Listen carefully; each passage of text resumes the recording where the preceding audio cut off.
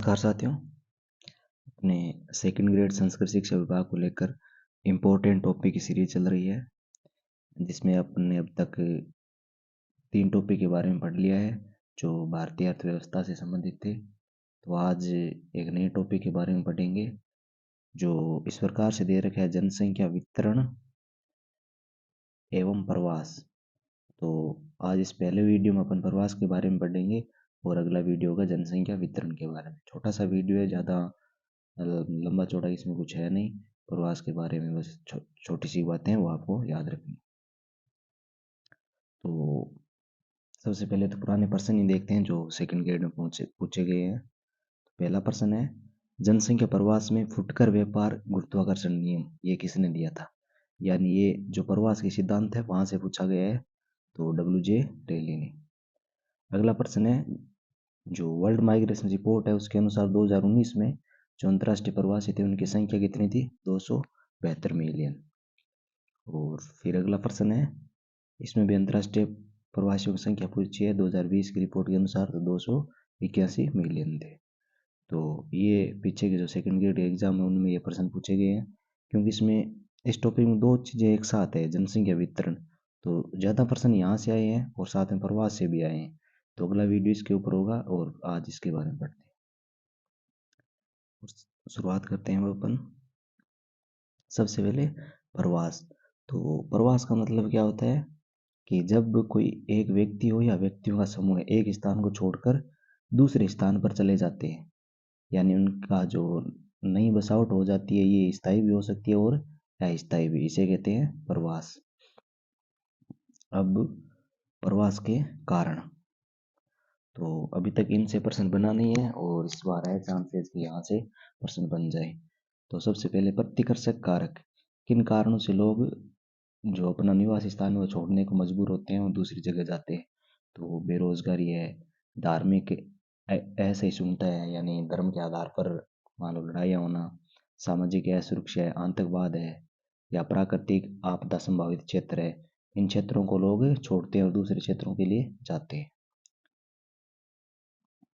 अगले कारण है अपकर्षक, यानी जो लोगों को आकर्षित करते हैं, यानी बेहतर रोजगार के लिए लोग एक जगह छोड़कर दूसरी जगह पर जाते हैं, शिक्षा के लिए, स्वास्थ्य के लिए, जलवायु है, उद्योग है, संसाधन है, इनके लिए लोग एक जगह छोड़कर दूसरी जगह जाते हैं। ये कारण इनको आकर्षित करते हैं। तो मैंने ये मुख्य मुख्य कारण लिखे हैं, बाकी यहाँ कुछ मतलब नए भी ऐड कर सकती है आरपीएससी पूछे तो, बाकी वो अपन समझ के आधार पर कर सकते हैं। अगला है प्रवास के प्रकार। तो ये अलग अलग प्रवास के प्रकार है, तो इनका भी अपन को ध्यान रखना है। सबसे पहले जैसे उत्प्रवास। उत्प्रवास का मतलब होता है जब व्यक्ति एक स्थान को छोड़कर दूसरे स्थान पर जाता है, यानी जिस स्थान को छोड़ता है उसके लिए उसको कहेंगे उत्प्रवासी कहेंगे। यानी जैसे भारत से कोई बांग्लादेश गया है तो उत्प्रवासी वो भारत के लिए क्या कहलाएगा? उत्प्रवासी कहलाएगा। और अगला है आप्रवास। आप्रवास का मतलब क्या होता है? एक स्थान से दूसरे स्थान पर जब व्यक्ति जाता है, तो यानी जिस स्थान पर आता है व्यक्ति उसके लिए उसे कहेंगे आप्रवासी, यानी प्रवासी किसी स्थान पर आना। आप्रवास का मतलब क्या हो जाएगा? प्रवासी का किसी स्थान पर आना। अगला अंतर्देशीय, जब एक देश के अंदर ही प्रवास हो, यानी एक राज्य को छोड़कर दूसरे राज्य में जाना, तो वो होता है अंतर्देश, यानी इंटर स्टेट जो माइग्रेशन होता है। अगला अंतर्राष्ट्रीय, यानी एक देश की सीमा को पार करके दूसरे देश की सीमा में जाना, वो होता है अंतर्राष्ट्रीय प्रवास। तो ये प्रवास के मुख्य प्रकार थे। अगला है प्रवास की धारा। मुख्य रूप से प्रवास की 4 धाराएं हैं, जैसे ग्रामीण ग्रामीण से शहरी प्रवास, या शहरी टू शहरी प्रवास, या शहरी से ग्रामीण प्रवास। तो ये भी आपको ध्यान रखना है। प्रवास को प्रभावित करने वाले कारक, तो इनको आप अच्छे से देख ले, यहाँ से पक्का प्रश्न पूछा जा सकता है। पहले हैं भौतिक कारक, जिनमें जलवायु है, मृदा है, जल है, वातावरण है, समुद्री स्तर का बढ़ना है, भूस्खलन है। ये प्रवास के भौतिक कारण। अगले हैं आर्थिक कारण, संसाधन, खनिज, उद्योग, व्यवसाय, रोजगार। तो ये आर्थिक कारण है। सामाजिक एवं सांस्कृतिक कारक यानी सांस्कृतिक परिचय, विवाह है, धर्म संबंधी है, ये कारक इनसे संबंधित है। अगले राजनीतिक कारक, जनजातियां, राजनीतिक दमन, हिंसात्मक दमन, ये राजनीतिक कारक है, यानी ये सारे प्रवास के कारण है। इनको भी याद रखना है। यहाँ से प्रश्न इस प्रकार से प्रश्न आ सकता है कि निम्न में से कौन सा प्रवास का भौतिक कारक है, तो 3 यहाँ से ये उठा देंगे, चौथा यहाँ से शामिल कर देंगे जैसे विवाह। तो आप बताना होगा या निम्न में से कौन सा आर्थिक प्रवास का आर्थिक कारक है, तो यहाँ से 3 उठा सकते हैं, एक यहाँ से वातावरण का ऑप्शन डाल दें। अगला पॉइंट है भारत में होने वाला सर्वाधिक प्रवास। तो दोनों टाइप से पढ़ना है अपन को। एक तो अंतः राज्य प्रवास यानी इंटर स्टेट जो माइग्रेशन है, इसमें ग्रामीण से ग्रामीण प्रवास ये सबसे ज्यादा होता है। प्रवास की 4 धाराएं पढ़ी थी ना, ग्रामीण से ग्रामीण प्रवास। कारण क्या है, विवाहित महिलाएं। अगला है अंतर्राज्यीय प्रवास, ग्रामीण से शहरी यानी एक राज्य को छोड़कर दूसरे राज्य में जाना। उसके कारण क्या है, गरीबी है, बेरोजगारी है, इन कारणों के कारण लोग एक राज्य को छोड़कर दूसरे राज्य में जाते हैं। और अंतर्राज्य यानी एक राज्य के अंदर ही कौन सा प्रवास होता है सबसे ना, ग्रामीण से ग्रामीण। और कारण क्या विवाहित है महिलाएं, जब महिलाओं को विवाह हो जाता है तो वो एक स्थान को छोड़कर दूसरे स्थान पर जाती है। अगला है प्रवास की तरंगे। तो 3 तरंगे थी। प्राथमिक तरंग में जो गिरमिटिया प्रथा के तहत जिन मजदूरों को कॉन्ट्रैक्ट बेस पर मतलब औपनिवेशिक काल में बाहर भेजा जाता था, यानी भारत से कॉन्ट्रैक्ट करके मजदूरों को जो अफ्रीकी देश है या कैरेबियन द्वीप समूह है वहाँ इनको भेजा जाता था गिरमिटिया प्रथा के तहत। तो प्राथमिक तरंग में ये आएंगे। द्वितीयक तरंग में आधुनिक समय में जो व्यवसायी है, व्यापारी है, फैक्ट्री मजदूर है, ये आर्थिक अवसरों की तलाश के लिए जो निकटवर्ती देश है, थाईलैंड है, मलेशिया, सिंगापुर, इन देशों में जाना, तो ये द्वितीय तरंग कहलाती है प्रवास की। और तृतीय तरंग, इसमें डॉक्टर है, इंजीनियर है या आईटी सेक्टर से जुड़े हुए लोग हैं, ये बेहतर जीवन के लिए या बेहतर रोजगार के लिए यूएसए, कनाडा, यूके जाते हैं, तो इसे तृतीय तरंग कहेंगे।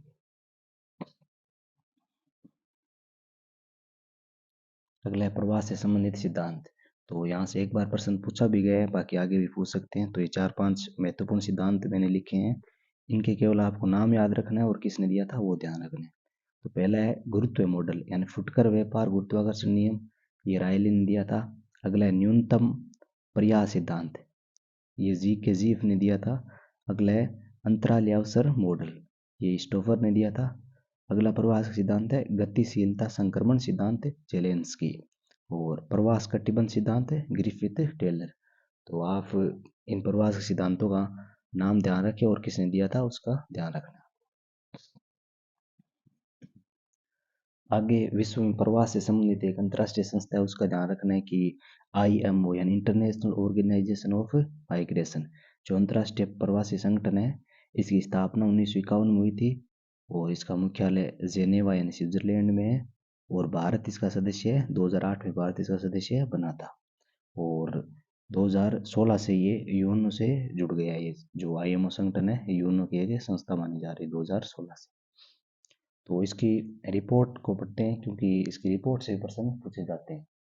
तो ये प्रति 2 वर्षों से रिपोर्ट जारी करता है। पहला पॉइंट है अंतर्राष्ट्रीय प्रवासियों की वैश्विक आबादी लगभग 281 मिलियन। इस रिपोर्ट के अनुसार जो पूरे वैश्विक आबादी का कितना प्रतिशत, 3.6% है। यानी इसने अंतर्राष्ट्रीय प्रवासियों की संख्या 281 मिलियन बताई है, जो पूरे विश्व आबादी का 3.6% है। और जिसमें से भी 117 मिलियन लोग हैं वो संघर्ष, हिंसा, आपदा से विस्थापित हुए हैं। 117 मिलियन लोग संघर्ष, हिंसा, आपदा से विस्थापित हुए हैं।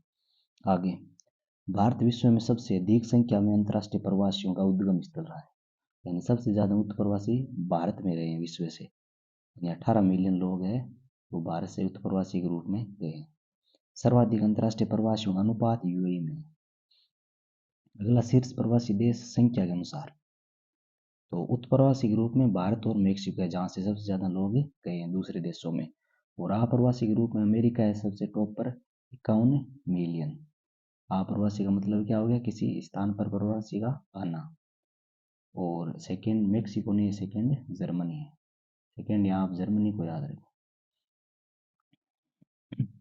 अगला, भारत 2022 में सबसे अधिक $111 बिलियन का धन प्रेषण प्राप्त करने वाला देश है, पूरे विश्व में पहले स्थान पर है।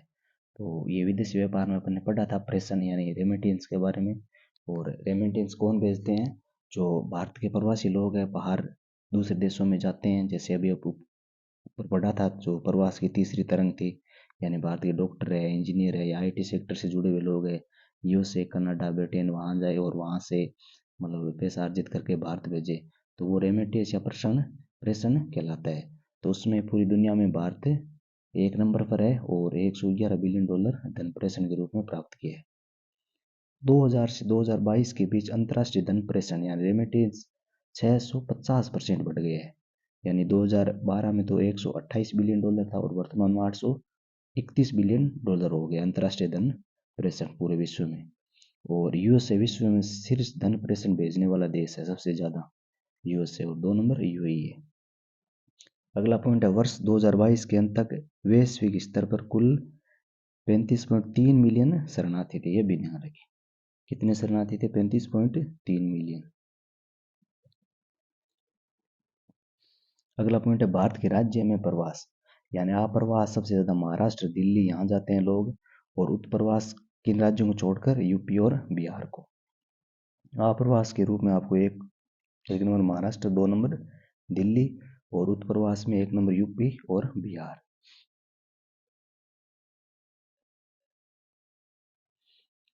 ये आपको भारत के अकॉर्डिंग याद रखने हैं। वे देश जहाँ भारतीय उत्प्रवासी अधिक संख्या में गए हैं, तो भारत के लोग जहाँ सबसे ज़्यादा गए हैं यूएई और यूएसए। 1 नंबर यूएई गए हैं भारत के लोग, 2 नंबर यूएसए। और अप्रवासी जहाँ से भारत में सबसे ज़्यादा लोग आए हैं, तो बांग्लादेश और 2 नंबर पाकिस्तान। तो ये भी ध्यान रखना। अगला एक है श्वेत ऑस्ट्रेलिया नीति, इसके बारे में भी ध्यान रखना है।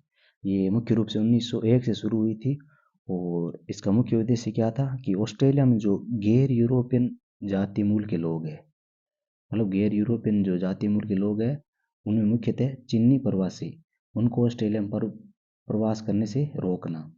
यानी जो गैर यूरोपियन लोग हैं उनको ऑस्ट्रेलिया में प्रवास करने से रोकने के लिए नीति लाई गई थी। और इसमें जो ब्रिटिश प्रवासी है यानी जो सवेत लोग, उनको प्राथमिकता दी गई थी। तो काफ़ी समय तक ये नीति ऑस्ट्रेलिया में चलती रही थी, लेकिन 1970 के दशक में फिर इस नीति में बदलाव कर दिया, यानी इसको समाप्त कर दिया और ये बहुजातीयता पर आधारित कर दी। यानी अब कोई भी मतलब इस जाति के आधार पर या त्वचा के आधार पर प्रवास की नीति ऑस्ट्रेलिया में नहीं बनेगी। तो ये प्रवास का टॉपिक था। तो मुख्य रूप से यहाँ से दो तीन टाइप के क्वेश्चन बनते हैं। एक तो प्रवास की सिद्धांत है, वो याद कर लेना। दूसरा जो प्रवास की रिपोर्ट है वो अच्छे से याद कर लेना। तीसरा जो प्रवास के मुख्य कारक है उनको ध्यान रखना है। उनको भी ऐसे भौतिक में कौन से आते हैं, आर्थिक में कौन से आते हैं, रटना नहीं है, बस उनको समझना है। और फिर प्रवास के जो प्रतिकर्षक या अपकर्षक कारक है इनको ध्यान कर लेना। तो ये प्रवास वाला टॉपिक कंप्लीट हो गया है। अगला टॉपिक इससे जुड़ा हुआ जो जनसंख्या वितरण वाला है, इसमें जनसंख्या घनत्व से संबंधित प्रश्न पूछे जाते हैं महाद्वीपों के अनुसार, देशों के अनुसार। तो अगला टॉपिक होगा जनसंख्या वितरण पर।